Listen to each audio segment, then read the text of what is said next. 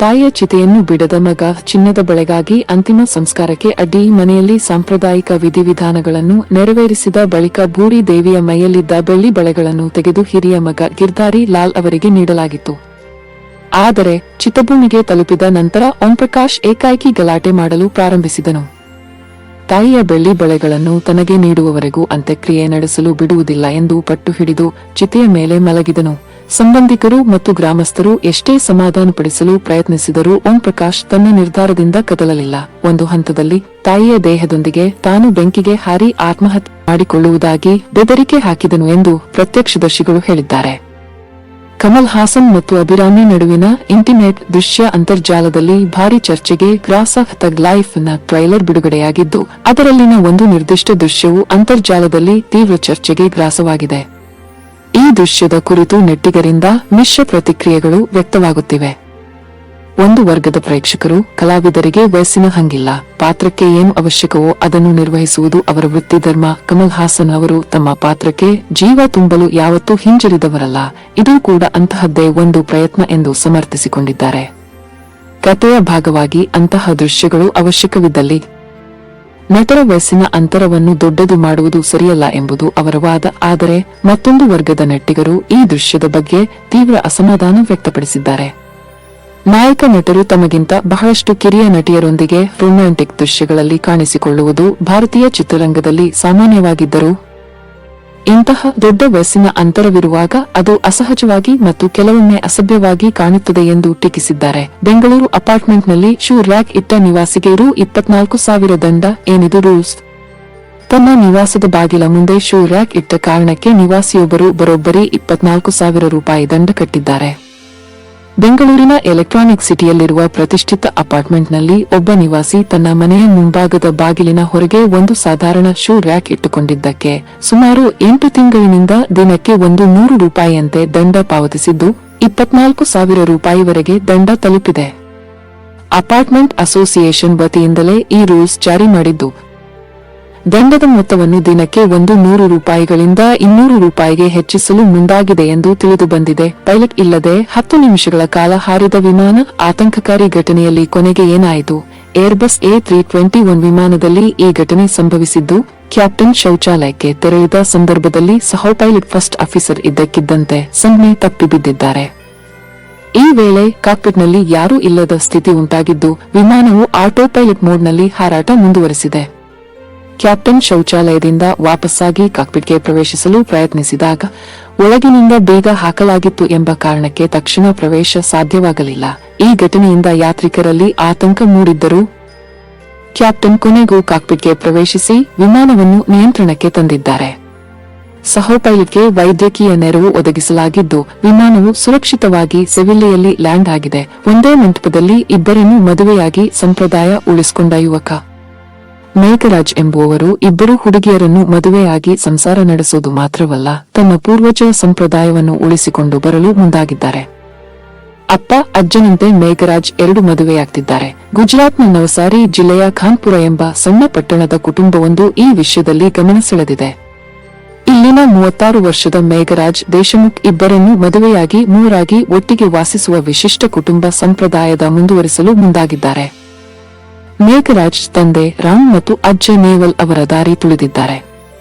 ಅವರ ತಂದೆ ರಾಮ್ ವನಿತಾ ಮತ್ತು ಚಂದಾಳನ್ನು ಮದುವೆಯಾಗಿದ್ದಾರೆ.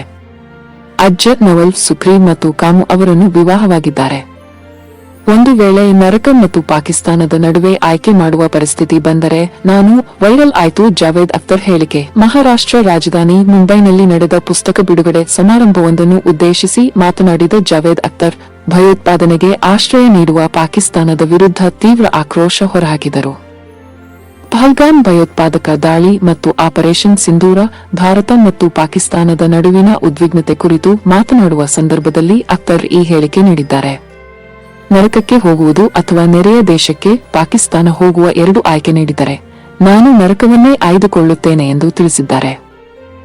ದಾವಣಗೆರೆಯ ಬಾಲಕನ ಪರಿಸರ ಚಿತ್ರಕ್ಕೆ ಪ್ರಧಾನಿ ಮೋದಿ ಮೆಚ್ಚುಗೆ, ಪ್ರಶಂಸನಾ ಪತ್ರ. ಅಮೋಘ್ HV ಹೊನ್ನಾಳಿಯ ಭರತ್ ಮತ್ತು ಚಂದನ GP ದಂಪತಿಯ ಪುತ್ರ. ಚಿತ್ರಕಲೆಯಲ್ಲಿ ವಿಶೇಷ ಆಸಕ್ತಿಯನ್ನು ಹೊಂದಿರುವ ಈ ಬಾಲಕ ತನ್ನ ಶಾಲೆಯ ಕಲಾತ್ಮಕ ಚಟುವಟಿಕೆಗಳಲ್ಲಿ ಸದಾ ಸಕ್ರಿಯವಾಗಿರುತ್ತಾನೆ. ಇತ್ತೀಚೆಗೆ ಪರಿಸರ ಸಂರಕ್ಷಣೆಯನ್ನು ಒತ್ತಿ ಹೇಳುವ ಚಿತ್ರವೊಂದನ್ನು ಬಿಡಿಸಿ ಅದನ್ನು ಪ್ರಧಾನಮಂತ್ರಿ ನರೇಂದ್ರ ಮೋದಿಯವರಿಗೆ ಕಳುಹಿಸಿದ್ದ. ಈ ಚಿತ್ರವು ಪರಿಸರದ ಸಮಸ್ಯೆಗಳಾದ ಮಾಲಿನ್ಯ, ವನನಾಶ ಮತ್ತು ಸುಸ್ಥಿರತೆಯನ್ನು ಸೃಜನಾತ್ಮಕವಾಗಿ ಚಿತ್ರಿಸಿತ್ತು. ಅಮೋಘ್ನ ಈ ಪ್ರಯತ್ನವನ್ನು ಗುರುತಿಸಿದ ಪ್ರಧಾನಮಂತ್ರಿ ಕಾರ್ಯಾಲಯವು ವಿದ್ಯಾರ್ಥಿಯ ವಿಳಾಸಕ್ಕೆ ವೈಯಕ್ತಿಕವಾಗಿ ಪ್ರಶಂಸನಾ ಪತ್ರವನ್ನು ಕಳುಹಿಸಿದೆ. ಈ ಪತ್ರದಲ್ಲಿ ಬಾಲಕನ ಕಲಾತ್ಮಕ ಪ್ರತಿಭೆ ಮತ್ತು ಪರಿಸರದ ಬಗ್ಗೆ ತೋರಿದ ಕಾಳಜಿಯನ್ನು ಶ್ಲಾಘಿಸಿದ್ದಾರೆ.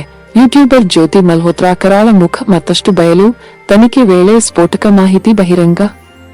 ಪಾಕಿಸ್ತಾನ ರಾಯಭಾರ ಕಚೇರಿ ಅಧಿಕಾರಿ ಡ್ಯಾನಿಶ್ ಮತ್ತು ಪಾಕಿಸ್ತಾನಿ ಗುಪ್ತಚರ ಅಧಿಕಾರಿಗಳ ಜೊತೆ ಆಕೆ ನಿಕಟ ಸಂಪರ್ಕ ಹೊಂದಿದ್ದು, ಇದೇ ಕಾರಣಕ್ಕೆ ಆಕೆಗೆ ವಿಐಪಿ ಸೌಲಭ್ಯ ದೊರೆಯುತ್ತಿತ್ತು ಎಂದು ವಿಚಾರಣೆ ವೇಳೆ ಆಕೆಯೇ ಬಾಯ್ಬಿಟ್ಟಿದ್ದಾಳೆ ಎನ್ನಲಾಗಿದೆ. ಅಲ್ಲದೆ ಜ್ಯೋತಿ ಮಲ್ಹೋತ್ರಾ ಪಾಕಿಸ್ತಾನದಲ್ಲಿ ಹೈ ಪ್ರೊಫೈಲ್ ಪಾರ್ಟಿಗಳಿಗೆ ಹಾಜರಾಗುತ್ತಿದ್ದಳು.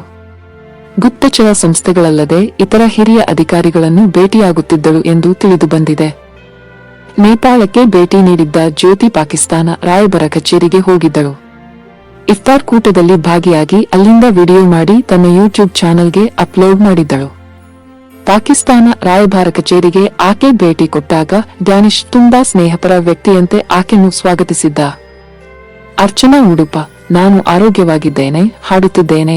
ಅಪಪ್ರಚಾರಕ್ಕೆ ಅರ್ಚನಾ ಬೇಸರ, ತಾನು ಆರೋಗ್ಯವಾಗಿದ್ದು ಯಾವುದೇ ತೊಂದರೆ ಇದ್ದಾರೆ. ಈ ಕುರಿತು ಮಾತನಾಡಿರುವ ಅರ್ಚನಾ, 3-4 ವರ್ಷಗಳ ಹಿಂದೆ ನಾನೊಂದು ಸಂದರ್ಶನ ನೀಡಿದ್ದೆ. ಅದರಲ್ಲಿ ನನಗೆ 20 ವರ್ಷಗಳ ಹಿಂದೆ ನನಗೆ ಗಂಟಲಿನ ಸಮಸ್ಯೆ ಉಂಟಾಗಿ ಹಾಡಲು ಆಗುತ್ತಿರಲಿಲ್ಲ ಎಂದಿದ್ದೆ. ಜೊತೆಗೆ ನಾನು ಅದರಿಂದ ಹೇಗೆ ಹೊರಬಂದೆ ಎನ್ನುವುದನ್ನು ಹೇಳಿದ್ದೆ. ಆದರೆ ಕೇವಲ ಹಾಡಲು ಆಗುತ್ತಿರಲಿಲ್ಲ ಎಂಬ ತುಣುಕನ್ನಷ್ಟೇ ವೈರಲ್ ಮಾಡಿ ನಾನು ಹಾಡು ನಿಲ್ಲಿಸಿದ್ದೇನೆ, ಗಂಟಲು ಹೊರಟು ಹೋಗಿದೆ ಎಂದು ಸುಳ್ಳು ಸುದ್ದಿ ಹಬ್ಬಿಸಿದ್ದಾರೆ. ಇದು ನನಗೆ ತುಂಬಾ ನೋವು ಕೊಟ್ಟಿದೆ. ಎಲ್ಲಿ ಹೋದರೂ ನಿಮ್ಮ ಆರೋಗ್ಯ ಹೇಗಿದೆ? ಈಗಲೂ ಹಾಡುತ್ತಿದ್ದೀರಾ ಎಂದು ಕೇಳುತ್ತಾರೆ. ನಾನು ಮೊದಲಿಗಿಂತ ಹೆಚ್ಚು ಬಿಗಿ ಇದ್ದೇನೆ ಎಂದರು. ಮೈಕ್ರೋಸಾಫ್ಟ್ ಉದ್ಯೋಗಿಗಳಿಗೆ ಬಿಗ್ ಶಾಕ್: 6,000 ಉದ್ಯೋಗಿಗಳನ್ನು ವಜಾ. ಮೈಕ್ರೋಸಾಫ್ಟ್ ಕಳೆದ ವಾರ ಸುಮಾರು 6,000 ಉದ್ಯೋಗಿಗಳನ್ನು ವಜಾಗೊಳಿಸುವುದಾಗಿ ಘೋಷಿಸಿತು. ಇದು ಅದರ ಜಾಗತಿಕ ಉದ್ಯೋಗಿಗಳ ಸುಮಾರು 3% ರಷ್ಟಿದೆ.